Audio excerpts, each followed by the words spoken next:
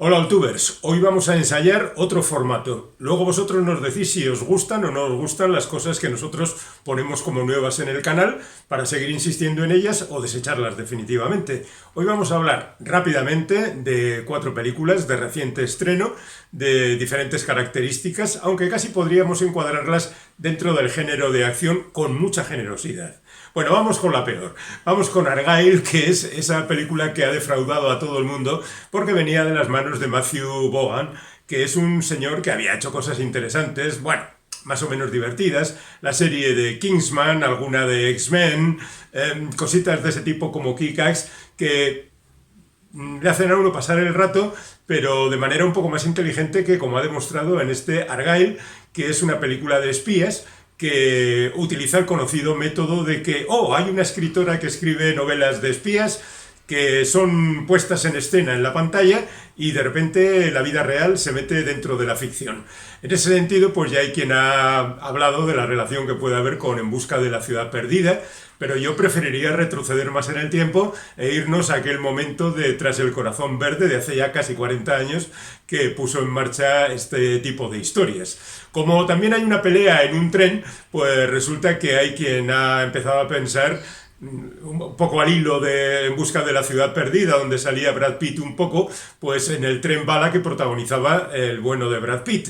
Pero puestos a ello, yo casi iría a Citadel, que por cierto tiene vídeo en este canal y donde hay un pequeño resumen de las películas paródicas de espionaje, que igual sirve para completar también este comentario. Y ya puestos, ¿por qué no?, hasta la pelea de Robert Shaw y Sean Connery en Desde Rusia con Amor. Bueno, estas referencias no van a ningún sitio, simplemente diremos que Argylle se pierde en 1000 tonterías en el guión y en un montón de realizaciones cuando menos discutibles, pero en cualquier caso pretende entretenernos y no lo consigue. El reparto es verdaderamente asombroso porque está Bryce Dallas Howard, está Sam Rockwell, que en realidad son los protagonistas, aunque haya gente como Henry Cavill o Dua Lipa que al final se llevan como un poco más de protagonismo, y hay actores desaprovechados como Richard Grant, que parece que pasaba por allí, o Samuel Jackson, que, oye, también pasaba por allí y le ponen viendo un partido de baloncesto durante toda la película. Bueno, al margen de este tipo de cosas, la película es de alguna manera frustrante por lo que tiene de promesa no cumplida, y lo dejaremos ahí simplemente para irnos justamente al lado contrario, que es hablar de misántropo. ¿A quién se le habrá ocurrido este título para la versión española?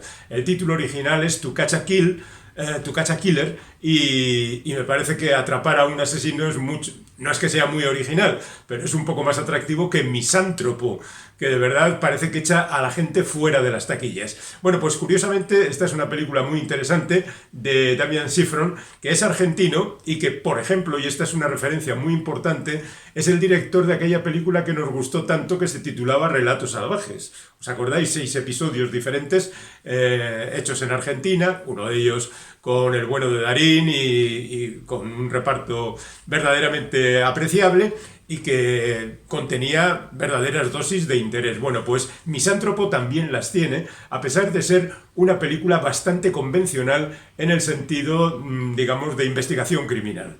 Hay alguien que ha matado a un montón de personas un día de Nochevieja y empieza la investigación, de manera que, pues tienen que aparecer los protagonistas. Resulta que hay una patrullera que había intentado entrar en el FBI, que entra en contacto con un agente del FBI y este descubre que tiene ideas verdaderamente saludables y se pone a colaborar con ella. No es que sea muy original. Es original el hecho de que Ben Mendelsohn, que es el agente del FBI, esté dispuesto a comerse continuamente a Wayne Sedgwick, que es la actriz que interpreta el papel principal. Y cada vez que aparece en pantalla, gracias a unos guiones y a unas frases más o menos contundentes, el hombre acaba comiéndose la historia que se cuenta. Es verdad que se ve que hay interés en contar otras cosas diferentes, además de la historia más o menos de investigación. No siempre se consigue que la cosa esté bien. El final quizá no es satisfactorio, pero ese interés en ir un poquito más allá hace en la película algo verdaderamente interesante. Os la recomiendo porque creo que es la más interesante de este de este bloque de 4 películas que comentamos hoy. La tercera, también dentro del cine de acción, más o menos, es La Tierra Prometida, de un señor que ha hecho cosas manifiestamente mejorables, como Un Asunto Real, que era una película histórica con Mads Mikkelsen, que es también el protagonista de La Tierra Prometida, y lo que es más terrible, que también hizo aquella versión de La Torre Oscura basada en la historia de Stephen King. Bueno, pues en esta película, La Tierra Prometida, título original El Bastardo, que todo el mundo ha saludado como un western nórdico, lo que hace es contarnos la historia de un tipo que se iba al páramo de Jutlandia y decide instalarse allí. Por supuesto, hay un terrateniente súper malo que no se lo permite y le hace grandes faenas, y él trata de pelear con todas las artimañas a su alcance y se enfrenta al malo y pelean y pasa todo lo que tiene que pasar en estos casos. Pero 2 advertencias. Una de ellas, esto no es un western, esto es un melodrama. Un melodrama decimonónico, a pesar de que ocurra en el siglo XVIII.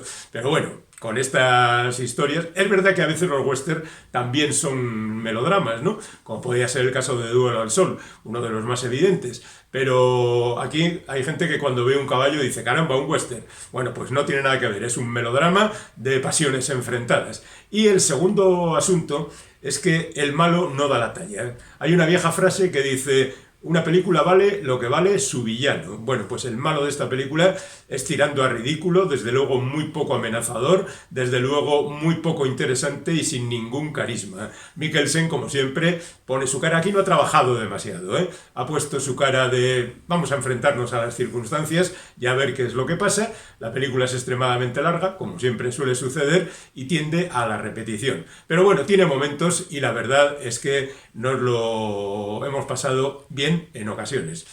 Insisto, si fuera un poco más corta, disfrutaríamos más de toda ella. Y saliéndonos ya del espectro puramente cine de acción, digamos que la cuarta película sería Sala de Profesores, de un autor al que no conocemos nada y en consecuencia pues no podemos hablar de sus antecedentes. Digamos que aquí la película es algo que pretende ahondar en las relaciones entre maestros y discípulos. Hace poco tiempo dedicábamos también en el vídeo que dedicábamos a los que se quedan una pequeña revisión de algunos de los títulos, por si queréis revisarlos, una pequeña panorámica de lo que son las películas de maestros y discípulos. En esta ocasión, en realidad, se tira más hacia el aspecto casi policial, porque alguien está robando en ese colegio y hay que descubrir quién es. Es decir, la primera parte de la película transcurre casi en un aspecto puramente policial. ¿Quién es el ladrón de ese instituto? Bueno, pues después, una vez más o menos solucionado el asunto, la cosa llega al extremo moral.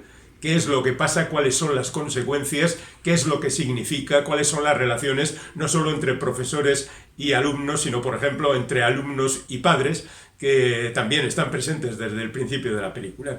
Es una película ambiciosa en ese sentido, pero muy funcional en el sistema narrativo. Además, como si fuera un sello de prestigio, se utiliza aquí lo que llamamos normalmente el formato cuadrado, que no es cuadrado, pero bueno, lo llamamos así, que para mí siempre me parece bastante restrictivo en el sentido de que tiende a agrupar las figuras o hace que éstas se pierdan por los extremos del encuadre. A mí particularmente, ya sé que tiene mucho prestigio, pero es un formato que no me convence en absoluto. Yo prefiero el escope, si se puede, y las pantallas grandes, que el cine también es espectáculo. Y en definitiva, el asunto sigue funcionando por esos derroteros que os decíamos, sin conseguir ni profundizar demasiado, ni aclararnos demasiado las cosas, y dejando aquello de asuntos abiertos para que el espectador decida por su cuenta. No es una película totalmente satisfactoria, es interesante, salvo Argylle, todas de las que hemos hablado son interesantes y os las recomendamos. Y ya si queréis ver un despropósito, pues también Argylle. En cualquier caso, insistimos, si queréis darnos vuestra opinión sobre este formato de incluir 4 películas de repente, como hacemos también en otros formatos con 4 libros, por ejemplo, pues nos lo decís en los comentarios y nosotros, como siempre, acataremos vuestra voluntad.